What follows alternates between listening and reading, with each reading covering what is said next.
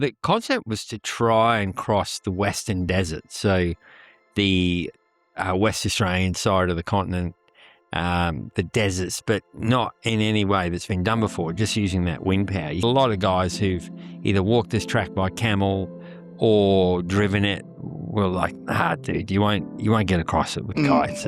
I made a boob sled, not a bobsled, and we shaped it out of Sarah's cleavage and then magnified it 48 times and it became a Kevlar sled. Hard times make good people. Yeah, I think it's like steel, like we make really hard steel by putting it in flame and then pulling it out, putting it in flame, pulling it out. We don't make good steel just leaving it sit with no stress. It's funny, the first day out here, I felt like I'd been washed clean. But you get out here and it just gives you perspective because you realise you don't need much. Excited to see what the next 2 weeks are going to look like for us. Along the Canning. Let's go.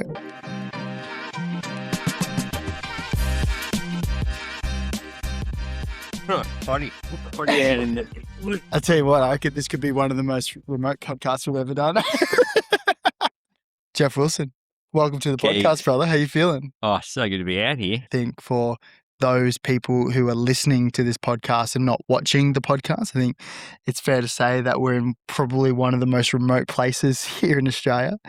For those who are listening, just to give context, where are we and what are we doing here? We're on the very beginning of the Great Sandy Desert. So that direction is nearly 2,000 km before the next kind of major town. When I say major, Wiluna was tiny. Yeah.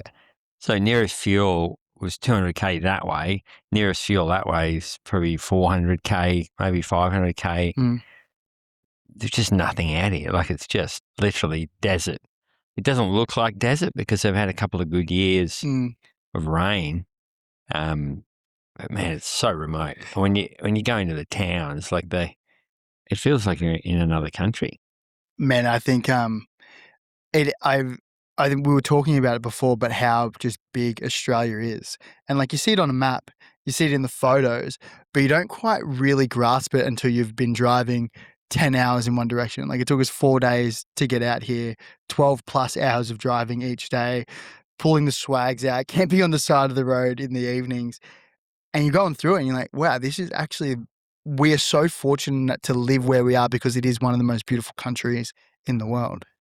I think unsport. Like, I mean, I know there's parts of the country that are mined and, destroyed, but the vast majority of the bush is still pristine. Yeah. We're really fortunate.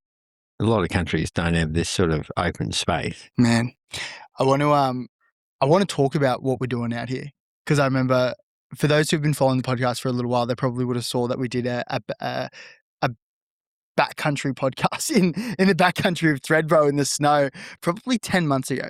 Probably would be that. Close to a year ago. And I remember on the flight on the way out of there, you mentioned this concept that you'd been thinking about for a little while now. And I don't want to steal the words out of your mouth, but I remember you talking about it. I was like, wow, that would be so cool to do. And fast forward 10 months and we're out here doing a recce for it to see if it's even possible. What was the concept? Well, the concept was to try and cross the Western Desert. So the West Australian side of the continent, the deserts, but not in any way that's been done before, just using that wind power. You can feel that wind now. That wind's been blowing for 5 days now in the same direction, about the same strength. So it's almost like a trade wind that I'd missed. And I saw it probably 2 years ago looking at wind maps of the Western deserts. And I'm like, man, there's a time of the year here where it's consistent, just blowing beautifully through. The terrain doesn't lend itself to kites. We spent a lot of time today getting kites out of trees. Yeah. But it was like, maybe it'd be possible. But a lot of guys who've either walked this track by camel or driven it were like, dude, you won't get across it with kites. There's too much vegetation. It's too closed in. The track's too rough. It's too isolated.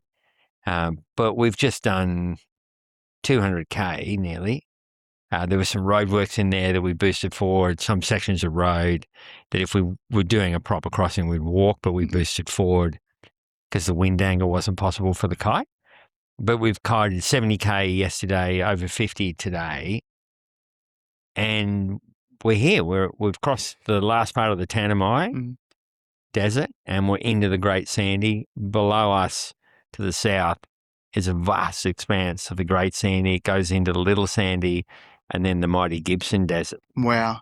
So to paint a picture, it would be for next year in 2027 to cross the Canning Stock Route, which is over 1,800 kilometers by wind, wind power, which is essentially you throwing a kite up in the air and sitting in a beautifully custom built buggy.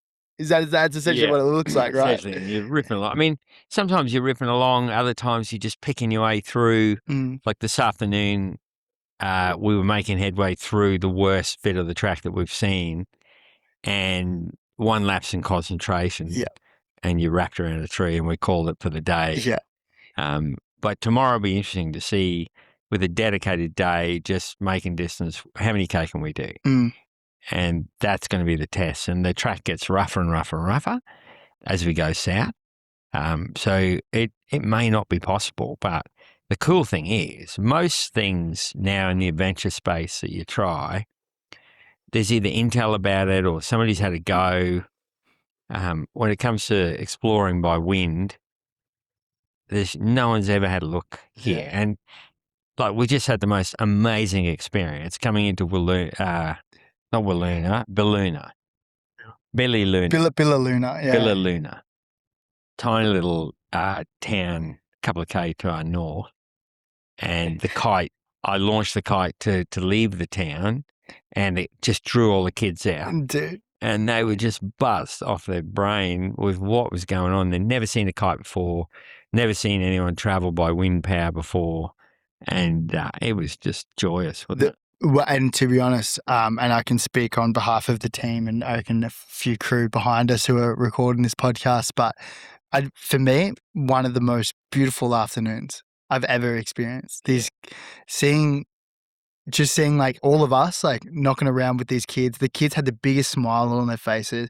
They were jumping on the back of your buggy, and they were Hunter, our producer and head of marketing, was showing the kids like how to take photos, and then they took the camera and they were taking photos, and there was like this beautiful contagious energy in the afternoon. And I was just like, I was like, if that's us, if that's our highlight, I'm happy. That has got to be one of the best days we've ever had. Yeah, it was beautiful because it just, I don't know how you'd knock on that door, going into a remote WA town with all of the troubles the communities have, all of the preconceptions they would have of white fellas coming in. I don't know how you come in any other way. Yeah. But wind power and kites, kids love kites. Yeah. And, they trust you immediately because you're playing with wind. Yeah. And they were just buzzed on it. Couldn't believe it. Like I was spinning the buggy and they were flying off the back. There were a few tears, but most of them were laughing. There was a few that fell off the buggy, and I'm sure by the time we post this, we probably would have posted some of the content from that. So if you do want to check out Geoff Wilson's or our podcast page to see a little bit of that, because man, it was contagious, dude. It was the smiles, the laughter, the happiness, and it kind of just draws back to, we really probably don't need that much to be happy. I think that's probably been a core theme over the last 4 days of driving out here, is like we got two cars, two really nice cars, but we don't really have a lot. We're kind of just bumming it. We haven't really changed clothes in the last 4 days. We haven't had a shower. We were sitting around a campfire, and the food is great, I won't get me wrong, but it's very simple. And by far, it's so happy. And then you can look at those other kids who have way less than us, and they had the biggest smiles on their faces. Yeah, it's just, it's just paring it back to simple, isn't it? Just the absolute basics. You don't need much. And those kids in there, they don't have much. They just had a ball. And then realizing that, with wind power, you don't need much. Kite and a pretty cheap buggies, Yeah. and away you go. You said before that a lot of people who have crossed the Canning Stock route and had been out here, they said it wasn't possible. What made it so appealing to you to want to do this expedition and this route, or even to see if it's possible? I kind of feel like every single kind of dream or goal that I've cooked up over the years, you kind of expect a bit of opposition and, oh, that's stupid, or that can't be done, or, and that's pretty normal because you realize you're an outlier. You're not in the middle of the bell curve. So most of the weird things your brain cooks up, people are going to think are outlandish. So you're fairly used to that. But on this one, it was critics who I respected. Johnny Elliott, for example, Camel Man, he's walked through here. Chris from Uluru Camel Farms, he's walked through here. And they said, listen, it's just vegetated. That's the problem. It's not like an open desert like the Simpson. Yeah. It's got a lot more moisture in the ground and hence a lot more trees. So, and the track is rough as go. It just, there's no one out here to look after it. So, I think, if you're a four-wheel driver, you'd be familiar with it as being the kind of Everest of four-wheel driving tracks in Australia because of its remoteness. And there's a lot of cars that come to grief and never make it home through here alone. So to do it by wind power is kind of crazy. And we're only 2 days in and we feel it's possible because we've felt something in the wind here. Having seen this scrub, I've got some reservations. But if it doesn't get any thicker, it will be possible. It's just going to be painstakingly slow. Is there a world where this expedition just doesn't come to life because it might be just too hard? Yeah, and I think that's why we're doing a recce because I don't want to go blowing the horn too loudly, and I'd rather have a look, make sure the mountain's climbable before we go committing to it. But the recce's an awesome fun time anyway. Especially when we were welcomed into that community. Even the elders sort of came out. So who are these white fellas? What are they up to? Just checking. And they saw the kite and were like, what are you doing? And we said, we're trying to cross the Canning Stock route using wind power. And they're like, oh, that's amazing. So they were blown away. And it's they're on the stock route. It's on their doorstep. When you do these types of expeditions, you usually align it with a charity or a cause or something that you've been familiar with or is close to you. If you were to do this, who would you align it with? Would you have a charity or a cause that you do it for? Yeah, I feel like this one really was something that was stirring in me. It was kind of like the adventure represents a love for Australia and a love for its people. And the charity that I see that I've worked with over the years that really aligns with that would be the McGrath Foundation. So they've gone to providing cancer care nurses, not just breast care nurses now, cancer care nurses for every cancer. Yeah. So with, I think it's 1 in 2 Aussies at some point being touched by cancer, you're like, everybody or will have someone in their family that's needed guidance through that. My mum, funnily enough, about 6 months after we committed to McGrath being our charity for the next 12, 18 months, 10 years, whatever it is, my mum was diagnosed with breast cancer and my sister last year. So, personally, I've been touched by it. Seeing what a breast care nurse can do to a cancer sufferer, just in terms of almost like being a Sherpa or a guide through difficult terrain. That's what a cancer care nurse is. It's just someone who's like, hey, I gotcha. Yeah. This is going to be fine. I've seen people worse than you get through this and live. Yeah. I'm your guide. I'm going to carry you through this. And I think that love for the Australian outback, the love for the Australian people really ties in. But you've done some stuff with McGrath before, right? Yeah, I mean, bizarrely, I dragged a boob shaped out of my wife's beautiful breast. I feel like you got to give more context to that.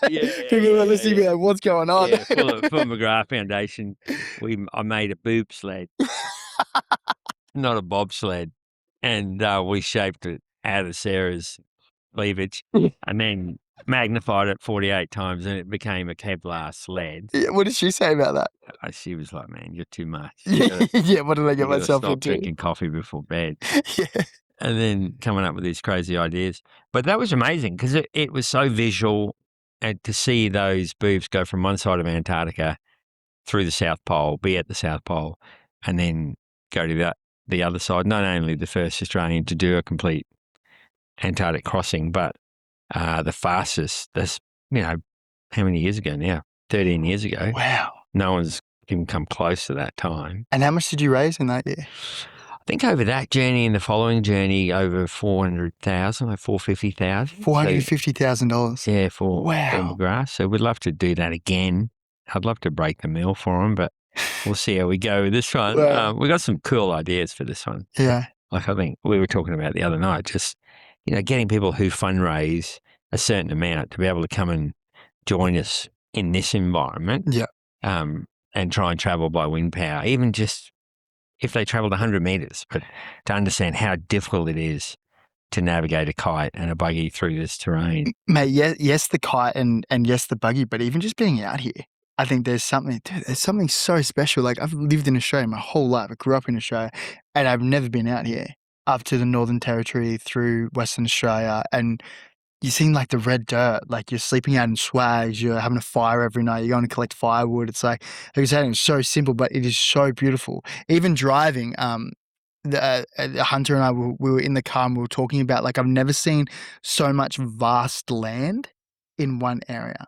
Or driving in a straight line for 10 plus hours and it's just like nothing changes. It's just the most beautiful countryside you ever see. So the ability to be able to give that to someone who might have done these incredible things, might have, had an incredible business or might be doing really great things, giving them the opportunity to give them something that they've never had, I think would be so awesome. Yeah, it'd be so good. I think, and just kind of bringing back the love of the bush. Yeah. Like, it's definitely something that I've seen awaken in you, but just that simple living, your rough living basically, but it gives you an appreciation for home, but also an appreciation for the bush.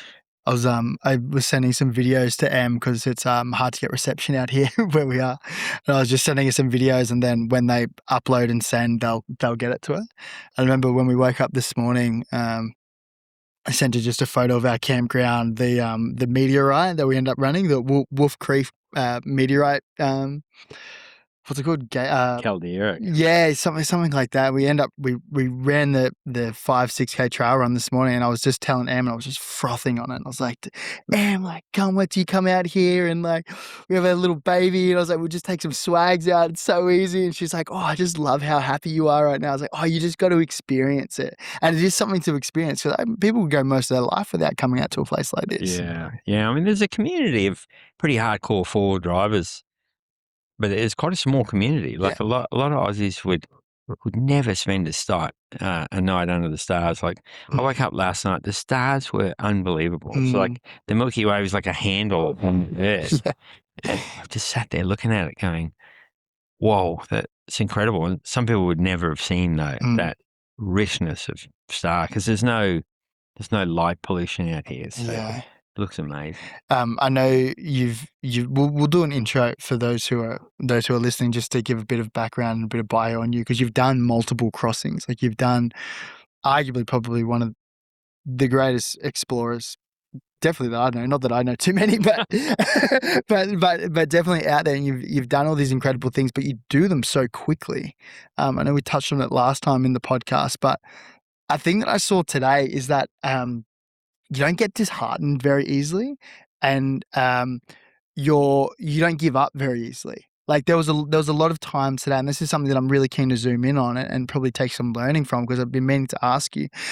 But you don't give up really easily. We had a lot of things go against us today, whether it's kite gets caught in a tree, or the car runs out of battery for us. But there was a few obstacles today.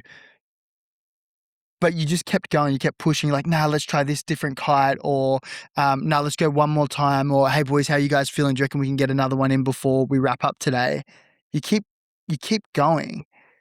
Where do you think that comes from? I don't know. I think it's just the way I've always worked, and it can drive people around you crazy because there's not an off switch. You know, Mm, you just push, push, push, and I think it's just that mentally coming to an obstacle, it doesn't look like an obstacle. mm, Like you're like, oh, that's a temporary setback, mm, but we'll find a way around it. And I think I was saying yesterday, um, we had a kite up and it was moving. We were making headway, but I wasn't really satisfied with that the kite was perfect for the wind that we had. mm, And we packed it away and then took another kite out. And that's a lot of calories. Like mm, you pack the thing up, wind the line in, pack it, put it in the car, get another one, roll it out, lay it out, get it ready, check the lines, launch it. It's a 20-minute process mm, every time you do it.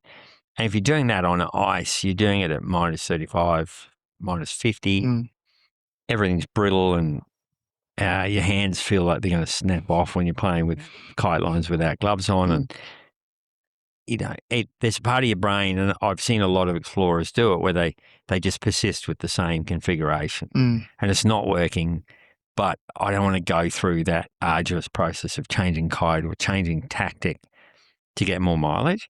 Whereas my approach that I learned in the first Antarctic crossing was that if something's not working, just keep testing, testing, testing until it does work, and mm, then you're off. And generally, when you get it right, the mileage you make up in the next 3, 4, 5 hours mm. far outweighs any time lost Wow. coming up with a solution. Yeah. And I think what we did today was just like being a bit pig-headed.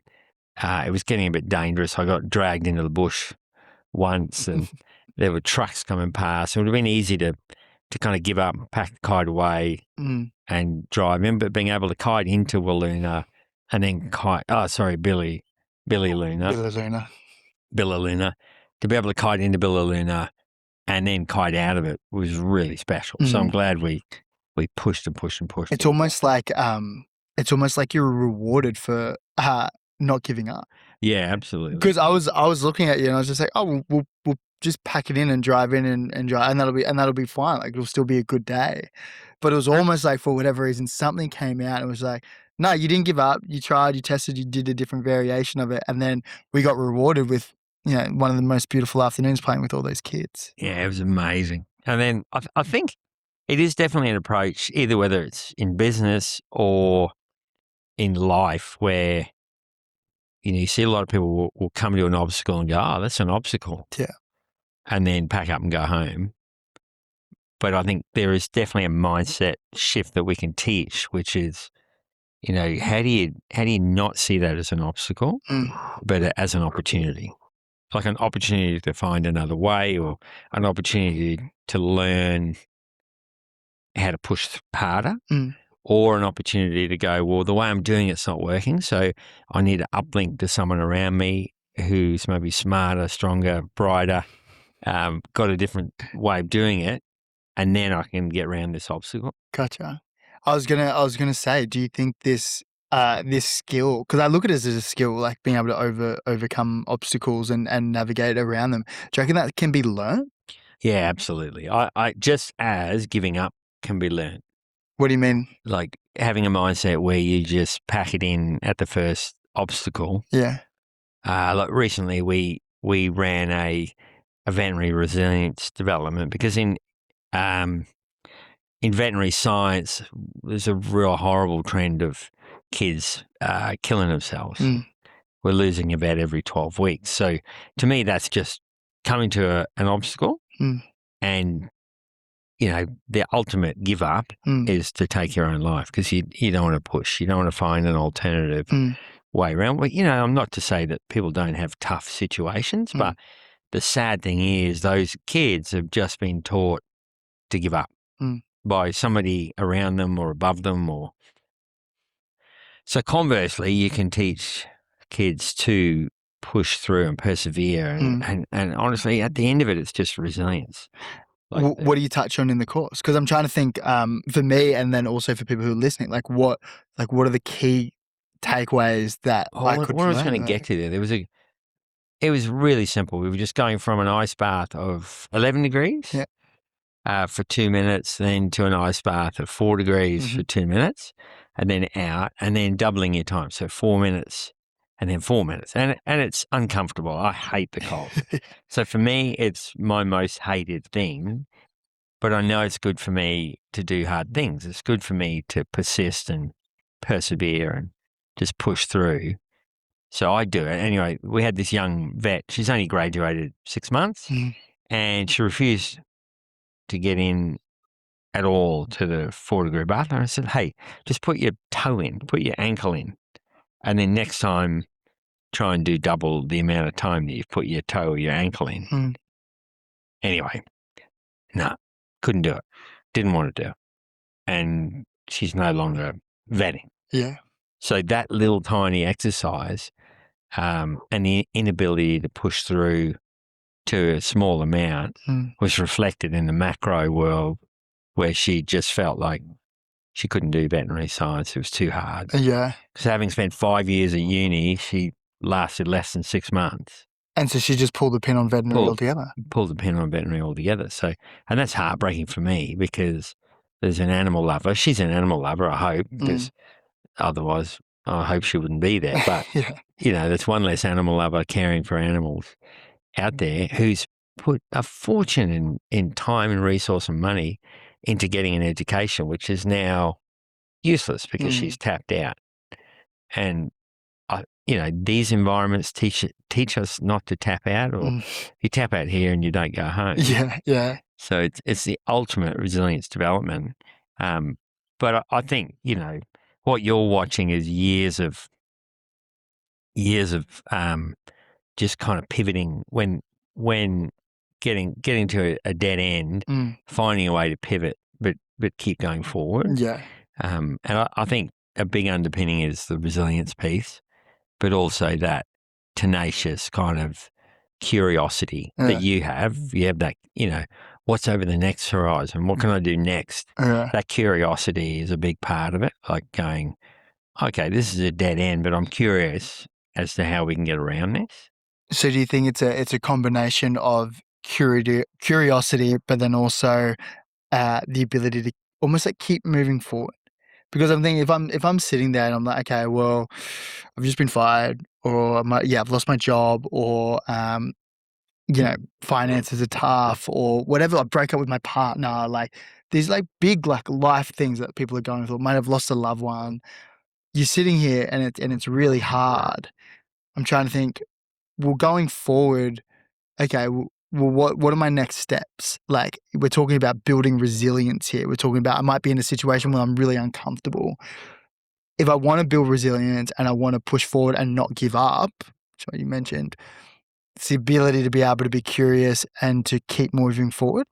Yeah, I think the curiosity is a huge part of it, because we're not placing ourselves into environments that we're not fascinated with, like fascinated with Antarctica or Greenland or Patagonia, or Iceland. They're all environments that draw you over the next horizon. Yeah. I think maybe I'd be different if I was stuck in a city somewhere and, it was the 9 to 5 grind, and maybe maybe I'd suffer from, tap out. Yeah. But I feel like in these environments, the curiosity is there to go, okay, well, this part of the track's hard, but maybe it gets better further on. And so, I think curiosity, optimism, resilience, it's all in there mixed in, but also understanding, I think for those people listening who are going through a hard times make good people. Like my daughter Jade's beautiful boy, Oni, was in hospital last week. And Jade's like, Dad, it was horrible. Like they had to hold him down and put catheters in him, and he didn't understand what was going on. He's squirming, and he kept pulling his catheters out, like needles in the arm. And I said, sweetheart, just remember, like, we don't make good people on the beach rubbing coconut oil. We make good people through the hard times. And as a 1-year-old, he's learning that bad things can happen and he can get through them. So electing to do hard things would be the same as bad things just automatically happening to us? Because you mentioned your vet's jumping in the ice bath for 2 minutes, 4 minutes, and ramping that up. So do you think electing to put yourself in these hard situations can make you more resilient as well?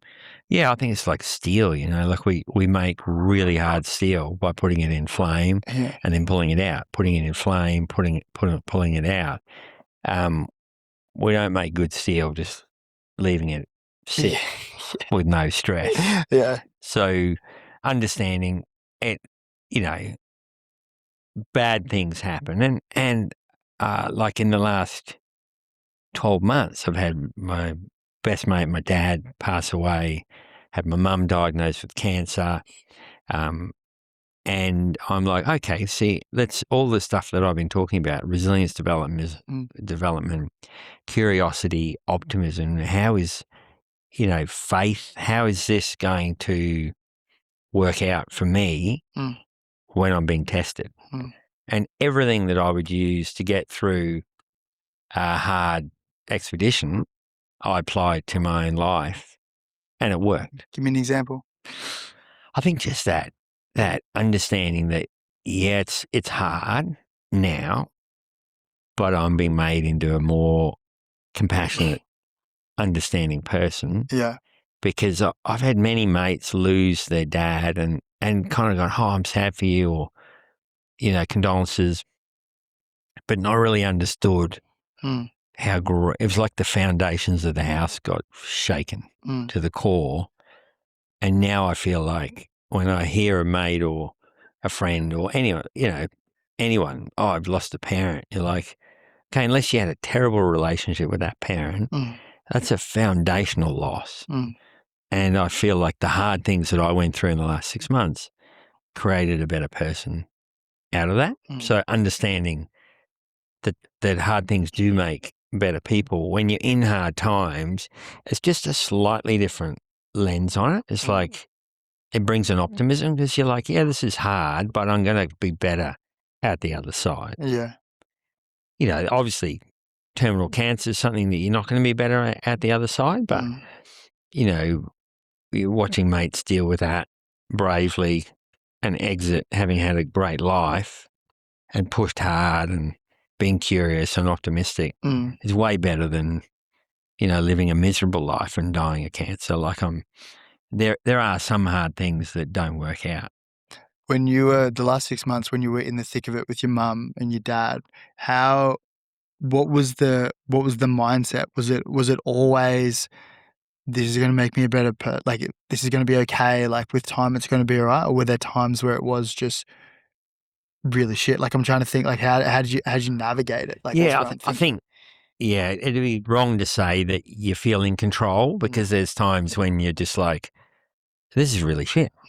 Like, I don't think this is great. I never saw my dad dying of Parkinson's and going through that horrendous death. As a vet, there are many times where I wanted to end it for him and just finish his suffering. So watching him suffer, it was more that than the fact we all die. Like I understand that, but it's the manner of the passing was so brutal. So understanding that there were times where mentally you're like, I don't think this is working out well for me. Yeah. But then that's encouraging because if, like, I feel like I'm one of the most optimistic people that I meet, like you, we can be annoyingly optimistic.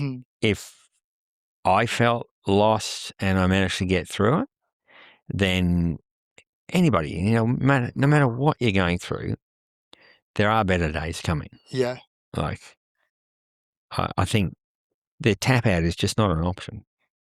What I was really impressed with over the last 6 months, because what I was really impressed with is because I obviously know that you've been going through this stuff with your dad and your mum, but the way you've conducted yourself with not only your family but like your business as well, like there's probably a lot of things that are going on in the background that people don't know about, but you're still had the mindset of working through these challenges, these work challenges, these business challenges, other like looking after like almost everyone else, and you navigated it really well. Well, from the outside looking in, it looks like you've navigated it really well. Yeah, I mean, it's not been easy because we've obviously had a multi-million-dollar kind of sale of the business at the That we same allowed to time. is that public? Yeah. So the veterinary business, we've been negotiating, and I feel like I have been in a numbers and word salad, a lawyer word salad for 9 months. Yeah. And it's funny, the first day out here, I felt like I'd been washed clean. Well, I remember you said that when we were in Thredbo, in the backcountry. You're like, every time I have to make a big life decision or when things get really tough, you're like, you just go out bush or you go out country. Yeah. And I think that's just like getting rid of the noise, almost having a cleansing, all the numbers, all the wants, the money stuff, which business obviously is all about money. Yeah. It can feel a bit polluting and almost dirty. Yeah. So you get out here and it just gives you perspective because you realize you don't need much. So what we have, even if I've not negotiated as hard as I should have, maybe been too relaxed, obviously in the back of your mind, you're like, I'm providing for my family. Should I be pushing harder? Should I be more demanding, less demanding, whatever, all of that. And then dealing with 10, 15 lawyers at a time. Man. All of the word salad that they conjure up. We have an agreement and then they go and complicate it. Yeah. And it's been a tough 9 months with that. But one day out here and I felt completely renewed. Dude, I love this, dude. I think this is the most beautiful thing. And I actually am keen to do probably a few more like little short episodes because I think there's, from our last conversation that we've had, spending more time with yourself and Sezi and the family, then there's so many like beautiful things that I'm keen to unpack. Like learning how to lose was a really good one. The psychology of not giving up. Like there's I feel like my notes tab is just full of like all these little, I guess, like ideations and concepts that I'm keen around. So maybe we do a few more of these like little things. Before we do wrap things up, what was your favorite part of today? I think it was amazing making headway after that kite change. Like just going, this isn't working, and then boom, suddenly we're rocketing along, getting dragged through the bush and not getting skewered through the lung by some ironbark was cool. Yeah. But highlight absolutely the reaction of those kids because as I said to you earlier, it doesn't matter whether we pull kites out with the Inuit kids up in Greenland. I'm just trying to think, kids in Morocco crossing the Sahara Desert. Yeah. Everywhere you go, if you pull a kite out, kids just light up. Yeah. And it was amazing here to see in this remote community, right in the most remotest part of Australia. Yeah. Just the joy.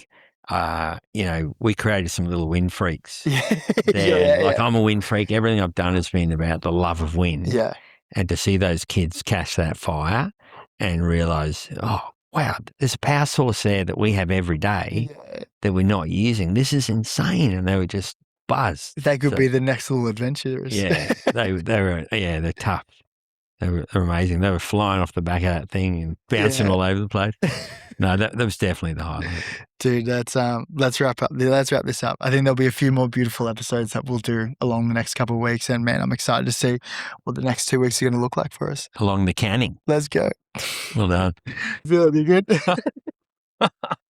Nanny, what are you doing? Nanny. That's Nanny just wandering in like cameo. Yeah.